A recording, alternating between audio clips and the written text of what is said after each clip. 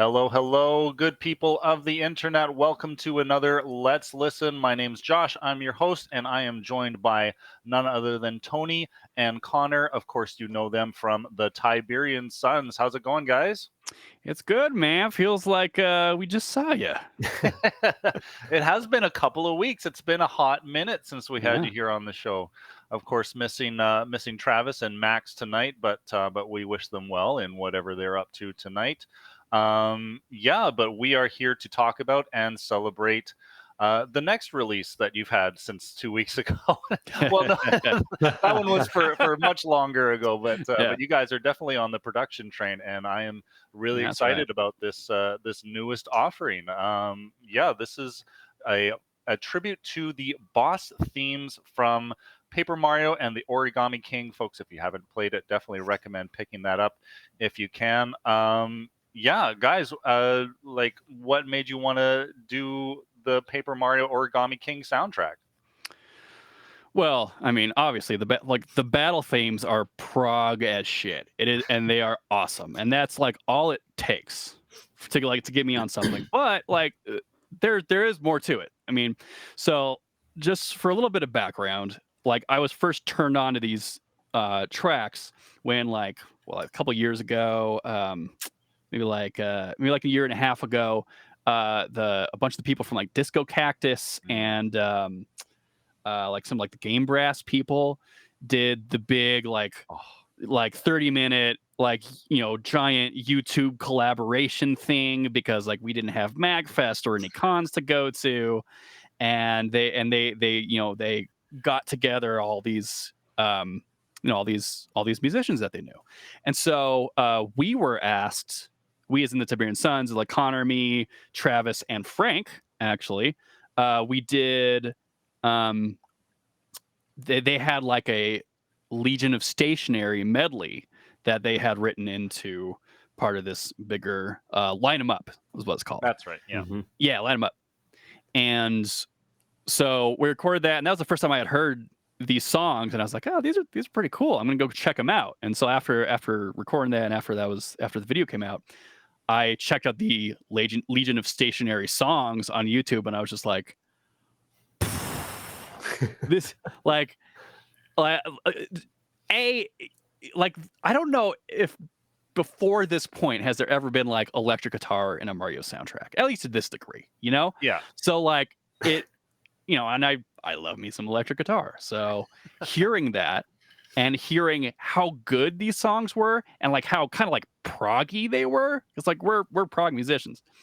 It blew me away, and I was listening to the Legion of Stationary songs for probably like at least a year, and then for last Dwelling of Duels competition for the MagFest month, which would be last December, I took 3 of those songs and kind of like worked them into like a little 2-part thing. So the Shifty Sticker theme, the Dual-Bladed Duelist theme, and the Fanged Fastener themes, which are going to be tracks 4 and 5, were kind of put together for the MagFest DoD. And I still hadn't even played the game by that point, but that was so basically like there was like a demo version of this album for last MagFest DoD, and then I went on tour with Trans-Siberian Orchestra, which I do every year, and I'm about to go back on tour in a couple weeks.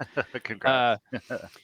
So when I was on tour, I had finished like Fire Emblem Three Houses, like right in the middle. I had my Switch with me, and I was just playing my Switch most of the time because we couldn't see any guests. We were under super strict COVID protocols, and so I was mostly playing video games basically and stressing out because of COVID. But so I've finished Three Houses, and I was like, I need a new game. I was like, you know what? I did this song. Like, I want to play the game and see what it's like.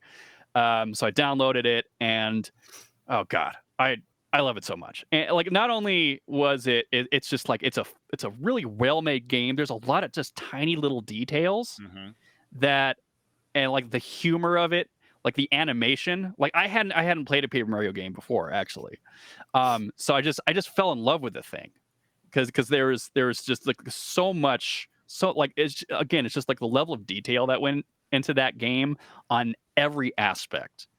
Just like it made me fall in love with it. And um and like not only that, it was like towards the end of my tour, like COVID was actually hitting us pretty hard in the TSO camp. Um, and so like our road crew was kind of going down. It was very stressful. Like everybody was really stressed out. Um, and so like this was kind of an escape. It just made me feel good, right? You know, like just Yeah. like it made me laugh. I just I just wanted to kind of like not think about potentially not finishing the tour. We did finish the tour, but then like and then like the last day of tour, not only that, uh my like there was that big fire in Colorado that burned down 1,000 houses, and my parents' house was very close to Oh being wow. burned down. And Yikes. Like so literally like next door. yeah, so like down the street, like scorch marks. So and that was just a very very very stressful point in my life. The end of that tour, and then like helping my parents, and like the near scare of them losing their house. And this game just helped me escape. And You're so just clinging to it for yeah, joy. oh yeah, it made me feel good. It was medication for me. And like not only was the game good, like the music was so good. And whenever a soundtrack is that good, I think it compounds the experience, I think, of a game for me. And like I love I already love Fire Emblem, and it's the same company that made Paper Mario Origami King. So it's like the same company, Intelligent Systems, is just like freaking blowing me away with these soundtracks. Like every time I play one of these games, I'm just like floored at how good a lot of this music is. Mhm. Yeah, they've got some intelligent design on their soundtracks. Absolutely. That's right. Yep. Oh man. And Connor, I think I heard that you have yet to play Paper Mario and the Origami King. I that's true, but Don't mean to out it sounds pretty good from what Tony says, huh? you. Right on. We're It's like the selling you best on advertisement for it. it. Yeah. Oh my god. If it can get you through, your parents' house nearly burning down, that's a 10 out of 10 game right there. Totally. Yeah, some people kind of like the biggest complaint about it. Most people seem to have is like the battle system. It's a little weak, but and I felt at points I was like, I don't really want to do the battle right now or something. But like everything else about the game, I was just like, great. It Awesome. just kind of drew you in. Yeah. It just made up for any shortcomings, that's for sure. And yeah, I agree. Like the detail they put into all the different worlds and stuff like that. Like what was it that the area that was all like autumn themed and yeah, with all the little like Japanese traditional theater elements and stuff like that throughout. I love that. I even love like the little storyline when like you have like the little Bob-omb sidekick. Oh my god, little Bob. Yeah. And like I don't want to spoil anything. It gets actually a little emotional. Yeah, it does. It's just a little Bob-omb.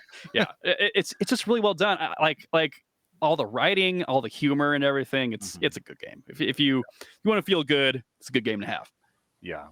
And the Paper Mario franchise is well known for having that sense of humor strewn throughout it. I feel like it's very much the spiritual successor to Super Mario RPG, and like I'm glad that they carry that forward. I haven't played many of the other Paper Mario games, but I do hear that I need to go back to it. Totally. Yeah, but like you guys definitely just like zeroed in on the battle music. It's very fitting for what you guys are doing, and I think you delivered an incredible job here as well. You are not releasing the album in full just yet. You started releasing it last week, if I'm correct. Yes, a week and a half ago, we put it on Bandcamp. We are trying to get it on streaming, but that may not be a thing. Just because Nintendo is notorious for being very protective about their IPs and like who gets to cover their stuff. So at the very least, it'll be on Bandcamp and it'll be on YouTube. And I think YouTube is probably going to be the big important thing. So we've been releasing like one of the songs each Friday, starting last week, and so through December we'll release one of each of the songs until like mid December or something. Mm-hmm. Right on. Well, you can all hear the full album here tonight on Let's Listen. Are you guys ready to dig into it here?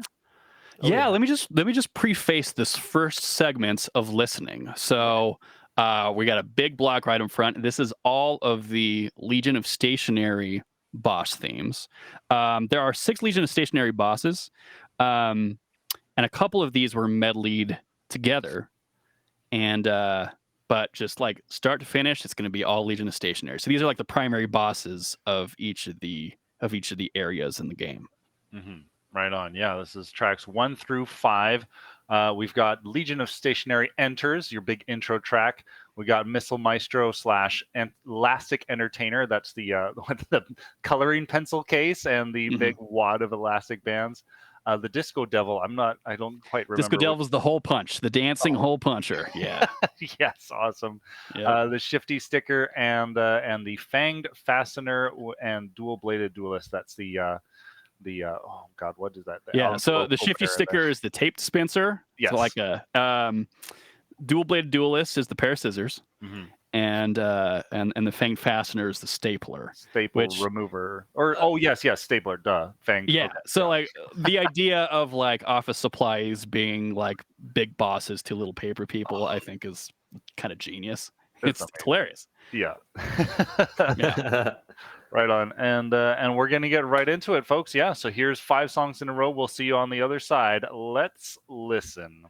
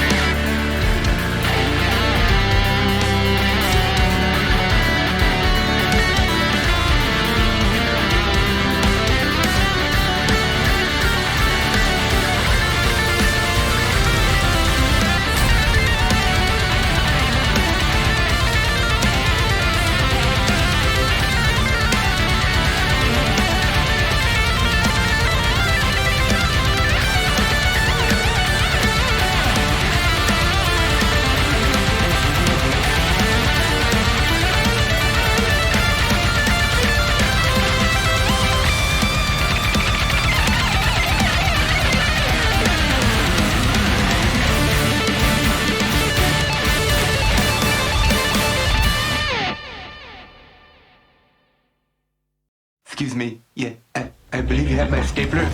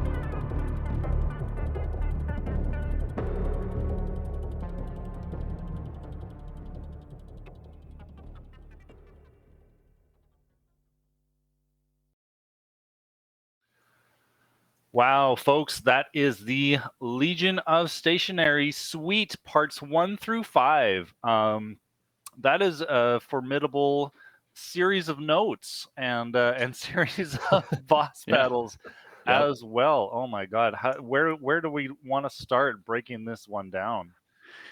Well, yeah, I mean, these Legion of Stationary songs are really what started this, and like I wasn't actually aware of any of the other themes, like before I started playing the game. It was just Legion of Stationary songs that I was just listening to. Those were the only ones I was aware of. Then I played the game, and then I heard everything else, and then I discovered, oh, there's like tons more awesome themes in here, and also like kind of more metal boss themes in here. So that's the original idea actually for this was to just do the Legion of Stationary themes and release this as like a 5-song EP or something. Yeah. And then after I heard all these themes, I was like, well, crap. I mean, they're all great. We should just do a full length album. So yeah, so like these Legion of Stationary tracks are like they're super unique, and like they just like locked onto them because they were doing crazy cool things, like using different scales and using like synthesizer sounds that are kind of cartoony Yeah. in like very mean sounding ways. And like, yeah, and a lot of it is a lot of these songs are half whole, diminished scales, and using and like especially the Missile Maestro Elastic Entertainer medley is like just kind of, it's just this weird scale, and it feels kind of off kilter, but it feels like really just mean, even though it's kind of like using these like goofy like "Wah, wah, wah, wah," cat Wow, wow, wee, synthesizers or way. something. Yeah. But yeah, like so that's one of the reasons why I locked onto this from the get-go so much, because it's like this is really creative. Like these are funny sounds sounding really mean, and but they're just like kick-ass boss tracks. So Connor, yeah, Connor did some guitar solos on Disco Devil and track 5 as well, and track 2. So I'm actually curious about what Connor's mindset was on figuring out what to play for some of these guitar solos. Yeah. Well, as always, it's tough to play on something like Tony's producing because there's so much going on that to make what you add to it stand out is really tough. And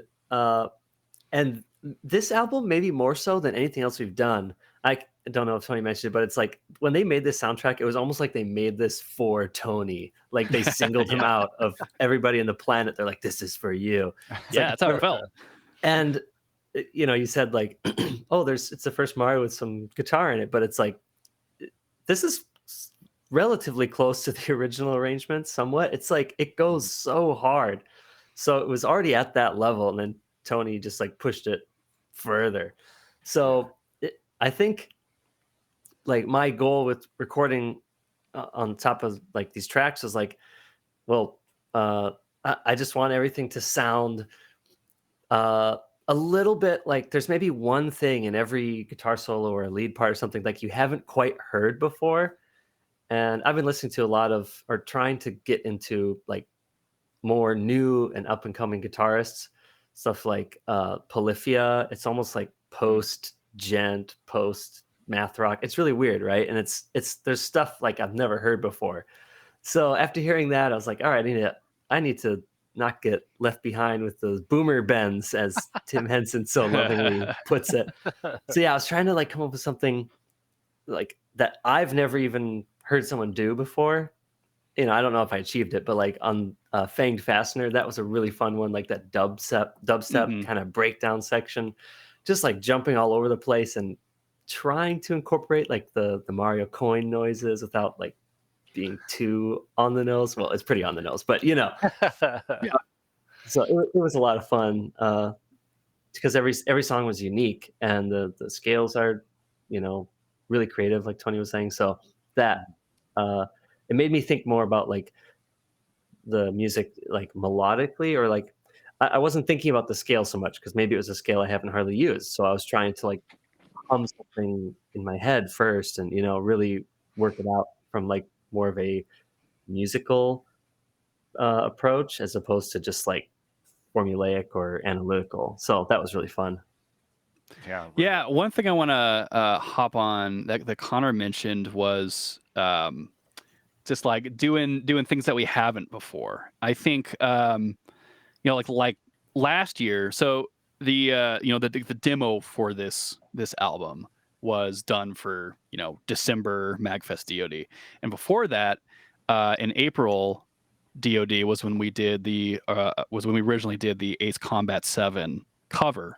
Right. That we released then publicly on our EP just last March, that we were on here. We had John for there. Yeah.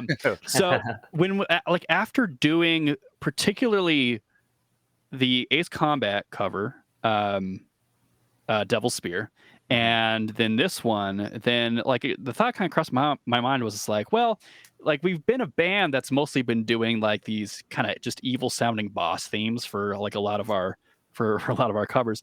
And this, like, those two tracks were kind of like expanding our sound. So it kind of made me feel like excited, where it's like, oh, like there's like these other things that we're gonna maybe start to like incorporate into our sound and kind of just like broaden what we're doing. So that from that kind of like also created the idea of being like, well, you know, maybe we should just like do full albums of this stuff instead of like releasing like one album every like 5 years like we were doing before that point. But And yeah, then no, we like, decided to go and do 3 releases in 1 year. So yeah, exactly. Ramping And it have up, baby. two listening parties 2 weeks apart. Yeah. yeah, we'll see you in 2 weeks for the next. Right on. album. Oh, hey, I'm looking forward to it. Yes, please. Yeah, but like we're looking at doing a lot of different things. I mean, it'll all be very Tiberian Sonsy, but like looking at other games that we can do that will kind of broaden our scope, but still like fit within what we're doing. Yeah, definitely. God, well, I am personally in favor of seeing a lot more from you guys. Definitely more than once every 5 years. Maybe a little less than once every 2 weeks, but you know what? I can't control you guys. I don't have the brakes on the Tiberian Sons, so you guys just do you, and we'll keep it rolling along. Speaking of rolling along, we've got another third of this album to listen to. So we are now departing from the Legion of Stationary, and we're getting into some of the other more singular, I guess, battle themes. These aren't all necessarily of a specific suite, but nevertheless, some really good music coming up here. Do you guys want to talk about it before we get into it? Well, we have a few special guests on a couple of these. So on track 7, we have a saxophone solo from Numa Joe, or otherwise known as Joe Newman, which you will be speaking to him after we're done with that.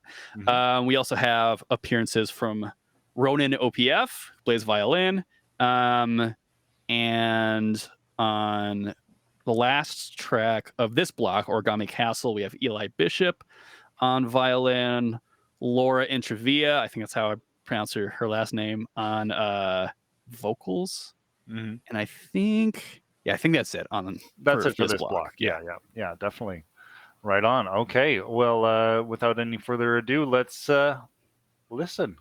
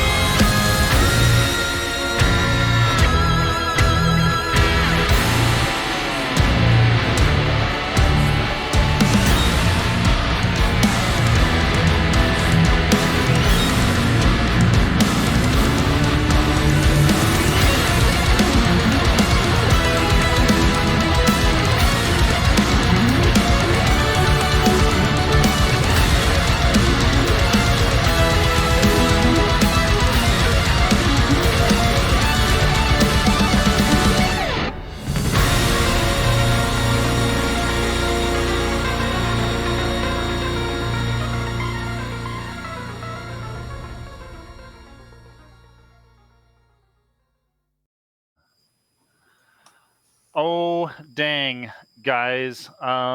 Yeah, sorry, my brain is just trying to catch up right now. Uh, that was some incredible shredding, awesome performances, and you guys really fleshed it out with some accompanying instrumentation. How's it going over there, Joe? It's going pretty good. How are you? Good, good. Oh man, your Barry sax on what was that, track 6 there, the 7. or 7, Volumental yes, sorry, battle, the yeah. volumental battle. Oh my god, that was growly and fierce. Well done. Thank you. Thank you. It was a lot of fun. Oh man, I can only imagine playing with the Tiberian Sons. Oh man, yeah. You guys, I don't know. I guess I'm remembering something about what you guys were saying at the last Let's Listen, talking about fleshing out your sound with symphonic stuff and always like bringing something like more than the sum of your parts to the arrangements. So I really enjoyed what you guys did with this last block, bringing on those extra instruments and stuff like that. We also heard some violin from J. Kim, aka Ronan OPF, and Eli Bishop and Laura Intravia as well. Yeah, what was it like roping everybody in for this? Well, I knew I had to do it. I mean, there is a lot of like solo instrument stuff in the original songs, and I'm trying to be pretty faithful to the original soundtrack. But it's with sample libraries, solo instruments are a lot harder to get sounding realistic than like big ensembles for some reason. So like I had tried to do like solo violin with different libraries, and I was just like, oh, this just sucks. Don't like it. I've used saxes before, but it's like, like I want to. I like this soundtrack. I'm gonna ask around, ask some DoD people. I asked Laura to do flute on two songs at the end, which we'll hear. But she did the vocal solo in Origami Castle, and Laura was the project director for Line 'Em Up for the Paper Mario video. So it seemed like really appropriate. It's like, yeah, I should ask her first because it's kind of her fault that I am even aware of this soundtrack. But yeah, like so for Volumental Battle, it's like, yeah, I'm gonna ask some DoD people. I want a saxophone solo because there's saxophones all over the song. Let's see what Joe's up to. See if he's down, and he was totally down. And so I asked him to do a solo, and I wanted to. I'm trying to remember what I even told you, Joe. I think it was. I mean, yeah. From your words, what was that process of I think. I mean, you told me like up front that you're going to load it up with lots of cool effects, and I was very, very on board with that. And I was like, okay, so I want to do something that's going to kind of allow it to be distorted and weird. And I don't know how we arrived at we were talking about this during the break, but like it's very heavily like dubstep influenced and like Skrillex, like Leo P as well, but like just getting those like the like that was very much like a deliberate, like I'm not gonna necessarily do like jazz lines, I'm gonna try and make more growl effects. Yeah. And I was very inspired too by your DoD track and having that super growly bass tone and like that fits with metal a lot. And so when you have a Barry sax, you want to make crazy noises with it. So it's like getting the opportunity to do so is like that's gonna be great. Yeah, I think one of the things I had mentioned was like right off the bat was like you should try to play your Barry maybe like a slap bass or something, right? Like kind of think of it that way, where it's where it's like a lot more rhythmic as opposed to being melodic, because this is like a groove song, and I just wanted to hear like a nice, dirty, chunky Barry, because Barry's my favorite of the saxes. Yeah. And so, but yeah, so Joe gave me this sick solo, and I distorted it. I added like a bunch of wacky effects onto it as well, just to kind of make it sound. Because again, we're really like trying to do a bunch of weird, cool, just different things, trying to just think differently and terms of how we structure some of these solos.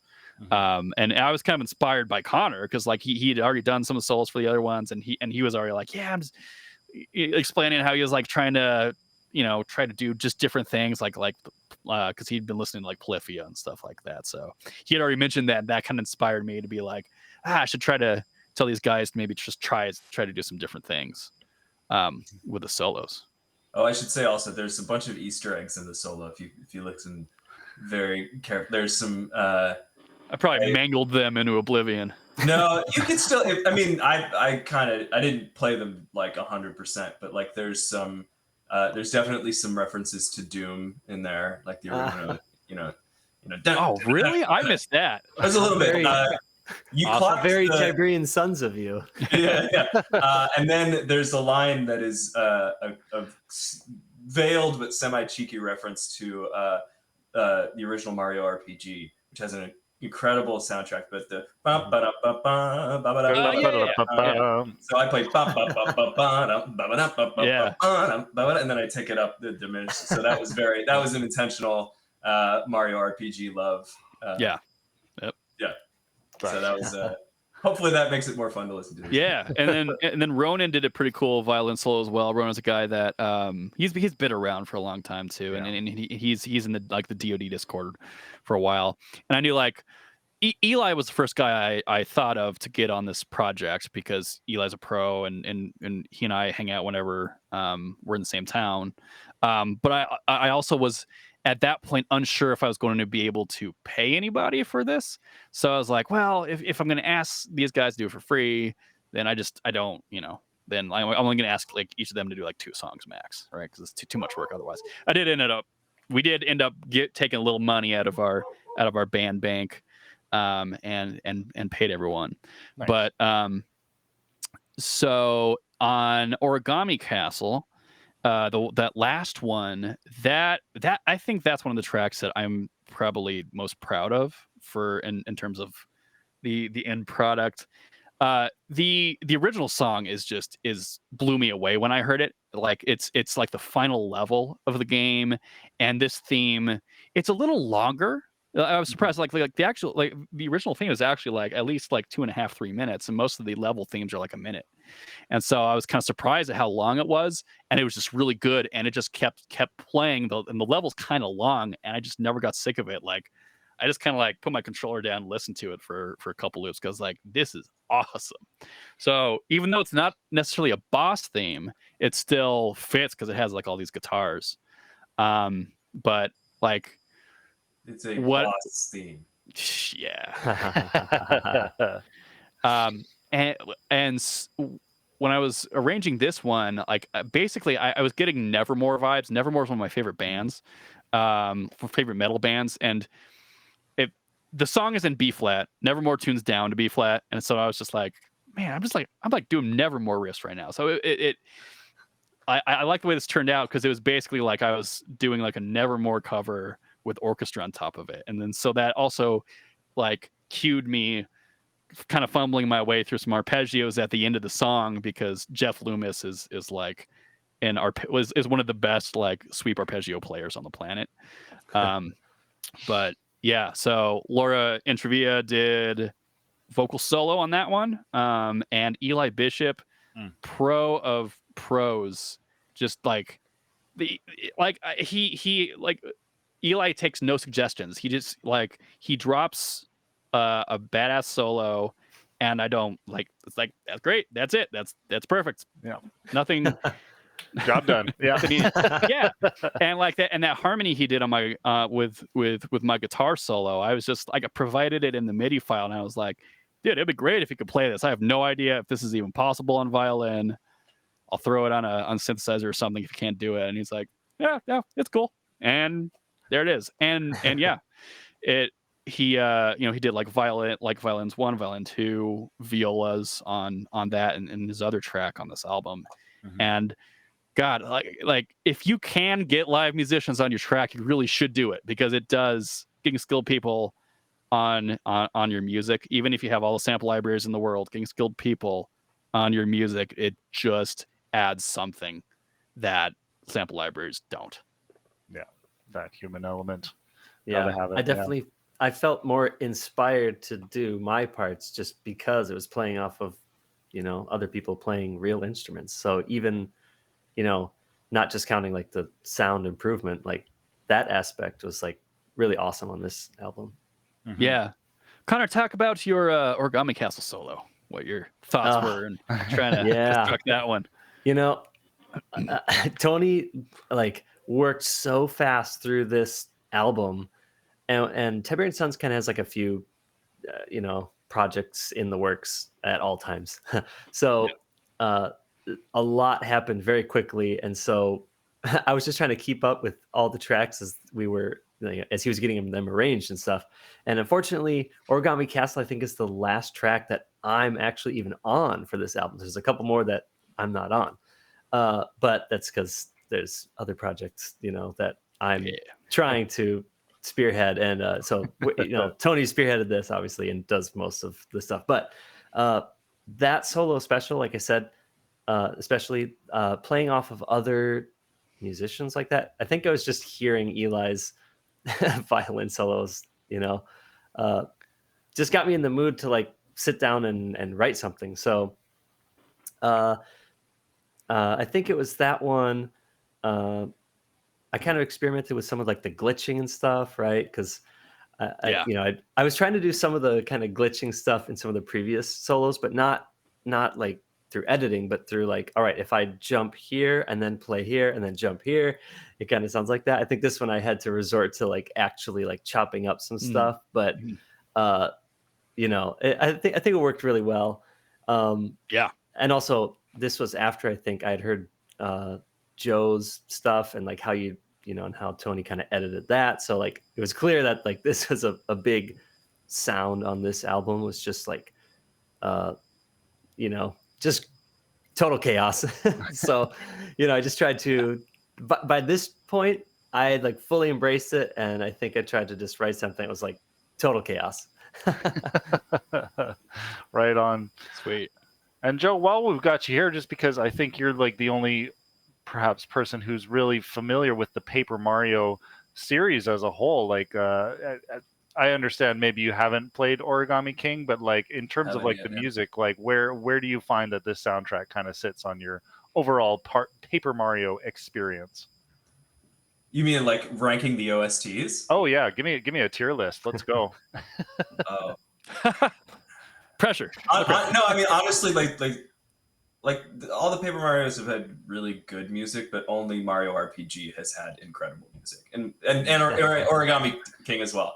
But I haven't played that one yet, so I can't rank it. But like the original, I like the SNES. The amount of stuff that they could do. Also, I never played Final Fantasy, so I played. I know I'll get roasted in the chat for it, but. But the fight where you play Culex, it was like this Easter egg battle, and they play what I years later learned to be it's a Final Fantasy theme. But to me, it was just holy shit. There's this banger tune hidden in Mario, and like, why did they save it for this just Easter egg? This is like an amazing tune, and then I realized that it was just that was part of the joke. So for a while when I heard that song, I was like, oh, it's the Mario RPG song. That sounds great. So that one is that it's just got so many memorable themes and so many melodies that I can steal and repurpose, which is always what I'm trying to do. Nice. Super Mario RPG is Joe Newman's favorite Final Fantasy soundtrack. You heard it here. Yeah, exactly. Awesome. Oh man, right on. All right, well, we've just got one more chunklet of this album to hear. Folks, definitely, if you haven't already, go and pick it up over on Bandcamp, and that is available now for purchase. You can also check it out on the Tiberian Sons YouTube as it is being slowly released. Are you guys planning to do any arrangement videos like you've done for some of your past releases, or is it all just kind of like here's the album art, here's the song? YouTube like the four of us. So we may do a playthrough video with like the four of us on one of these. Probably Missile Maestro, I'm guessing. But like like eventually we want to release everything that we do on YouTube. We're just not always all four of us going to be able to do everything on everything. So the plan B is to put up like some like what I'm doing for Paper Mario right now is just kind of putting it up with more than just the artwork, or just kind of have some kind of interesting graphics and visuals and like a little bit of like gameplay footage and stuff like that. So yeah. Cool. I'll grab a link for you guys' YouTube. And in the meantime, we are going to enjoy the next 3 tracks. How do you guys want to intro this? Well, this is the final boss 3-tier final battle with King Ollie, the primary villain in the game. So this is phase 1, 2, and 3. And then that's the end of the album. And the game almost. All right. Yeah. Sweet. Well, let's get into it. And you've got lots of good guest musicians on this one as well. We'll talk more about it on the other side. Let's listen.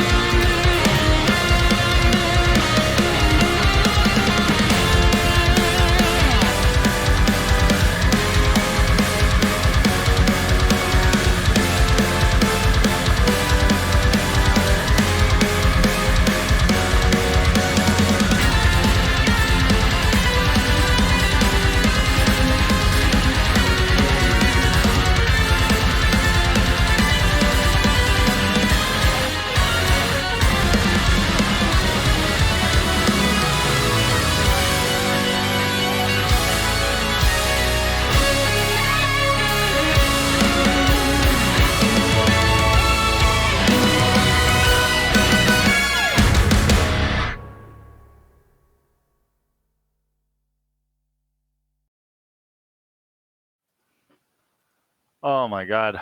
Wow, what a way to end that. Yeah, man. With the ultimate finale at the end there. Oh my God.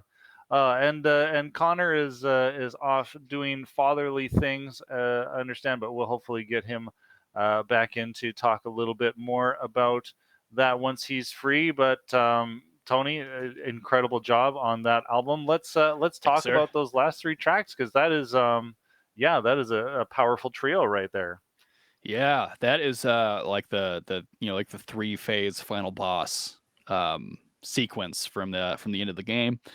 And so the first phase had just battle with King Ollie, had Laura again on flute, and Ronan again on violin.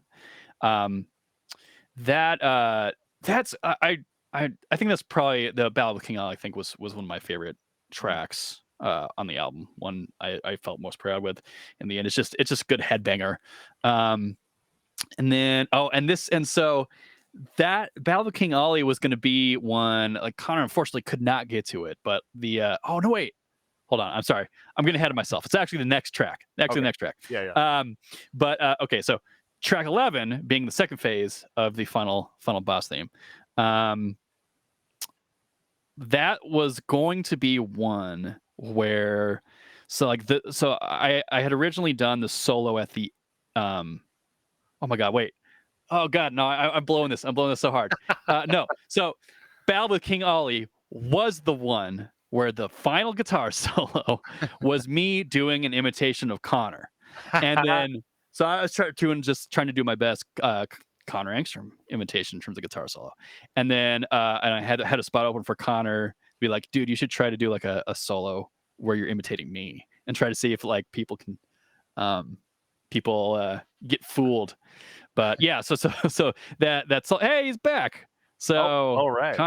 Connor's back. We'll have to get him right back on the camera. There we go. Connor, I'm just talking about how at the end of Battle of King Ollie, I was doing my best imitation of your guitar solo, of your guitar style. So me trying to be very Connery. Yeah, you nailed it. You found out my secret formula. Yeah, we're Krabby Patty recipe. We're definitely gonna have to do that on some of our future stuff. But yeah, so track 11, Bowser versus King Ollie. Nothing really there to say. It's actually 3 songs, because like just depending on in the level, like if like King Bowser's winning, or if I'm sorry, if Bowser's winning or if King Ollie is winning, like the song changes. So it's actually three songs are melee together. And the final battle had most of our guest stars. We had Eli again on violins and viola, and Laura again on flute, and then Mason Lieberman on cello. He was a great dude, a really busy guy, pro composer himself. I wasn't even sure if he'd say yes to it, but I had met Mason for the first time at VGM Con back in April, and we chatted for a while about video game stuff. So it was pretty cool. He's a really cool dude, and just asked him if he'd want to be a part of this. So kick-ass cello solo, a lot of live violins and violas and flute, which I think just adds so much to especially like a big production like this. And so the final battle, and it kind of ended with just a theme that felt like really like triumphant. If you hopefully you guys heard it, but I ended with the victory theme from Super Mario Brothers.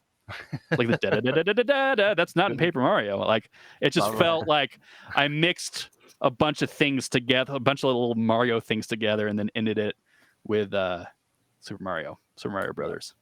Yeah, you just got to have a big fanfare for the end there, definitely. And you were saying backstage as well that how you ended that arrangement, it was actually a song that was more towards the middle of the battle, but that it was the triumphant moment in that musically, and so you wanted to.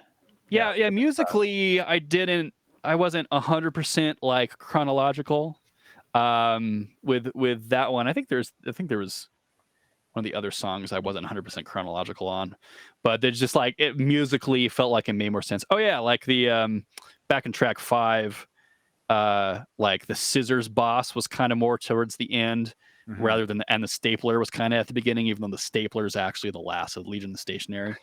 Just like I forgot we had a little cameo by Frank there. Oh yeah, I didn't even. I forgot to mention that. That's So right. yeah, so at the beginning of track 5, we had Milton from Office Space, but like when discussing this album, because in the original DoD version of Shifty Sticker and Thing Fastener and Dual Blade Duelist, I had used the actual quote from Office Space. And it's like, excuse me, yeah, that's Miss Stapler or whatever. Yeah.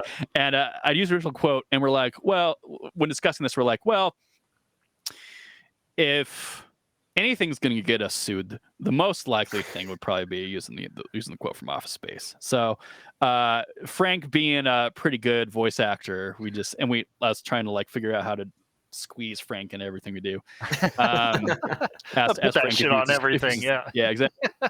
Frank's red hot. Frank's red hot. There we go. Frank's red hot. There we go.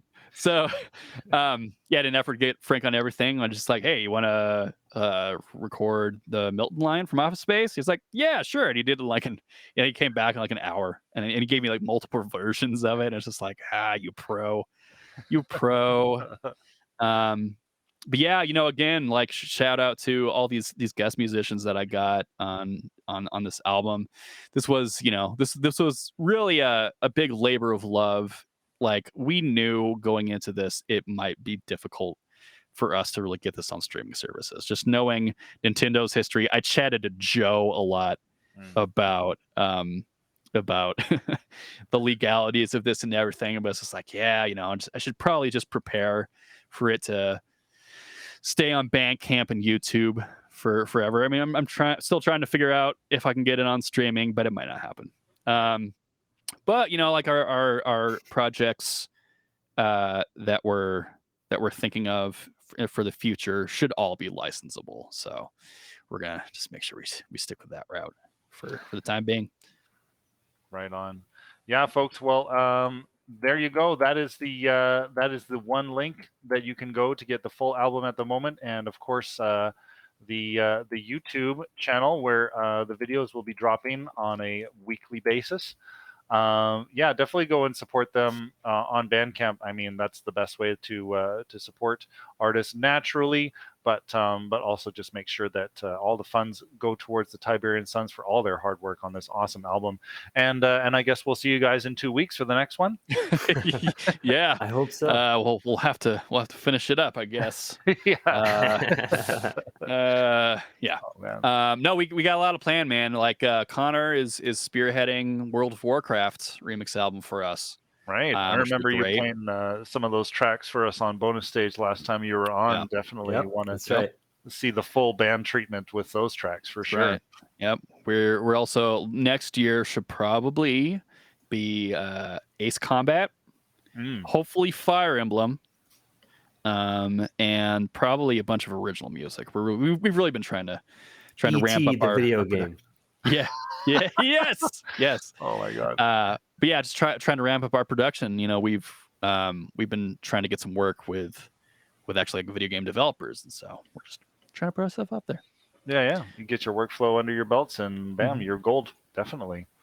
Awesome. Well, yeah, and this was like the first time that you guys have done like a single game soundtrack. So is that kind of more what you're leaning towards for the next little while here? Yes, but well, yeah. So as far as video game remixes, I mean, we'll probably be doing at least like if not just a single game, maybe like a franchise. Yeah. For a whole album, like Ace Combat is going to be a collection of different songs from like really the popular songs from different Ace Combat games. Fire Emblem will probably be a combination of Three Houses as well as the new Three Hopes, the Fire Emblem Warriors one, because they kind of got like different versions of those songs. So I might just kind of like have a mishmash of kind of like what of all those arrangements. Because a lot of the Three Hopes arrangements have like guitar on them. So it might be cool to kind of do something where you're blending like the two styles and then putting a Tiberian Sons filter on top of it. The perfect We threesome. got a lot of ideas, man. A lot of ideas. Right on. Well, we'll have you back here when those ideas come to fruition.